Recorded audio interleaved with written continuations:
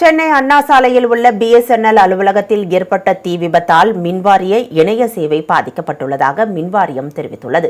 சென்னை அண்ணா சாலையில் உள்ள 8 மாடிகள் கொண்ட BSNL மத்திய மண்டல அலுவலகத்தின் 2வது மாடியில் இன்று காலை கரும்புகை வெளியேறியது. இந்நிலையில் அங்கிருந்த ஊழியர்கள் தீயணைப்பு துறையினருக்கு தகவல் அளித்தனர். தீயணைப்பு வண்டிகள் வருவதற்குள் தீ மளமளவென பரவியது. இதையடுத்து வேப்பேரி, திருவல்லிக்கேணி உள்ளிட்ட 6 தீயணைப்பு வாகனங்களும் 8 தண்ணீர் லாரிகளும் தீயணைக்கும் பணியில் ஈடுபட்டன. மேலும் தீயை அணைப்பதற்காக ஸ்கை லிப்ட் ராட்சத எந்திரம் வரவழைக்கப்பட்டது. பணிக்கு வந்த BSNL ஊழியர்கள் அனைவரும் உள்ளே செல்ல அனுமதிக்கப்படவில்லை. இதுகுறித்து சிந்தாதிரிப்பேட்டை காவல் நிலைய போலீசார் வழக்கு பதிவு செய்து விசாரணை மேற்கொண்டு வருகின்றனர். இந்நிலையில் தீ 6வது மாடி வரை பரவியுள்ள நிலையில் தீயணைப்பு துறையினர் தீயை அணைக்க போராடி வருகின்றனர்.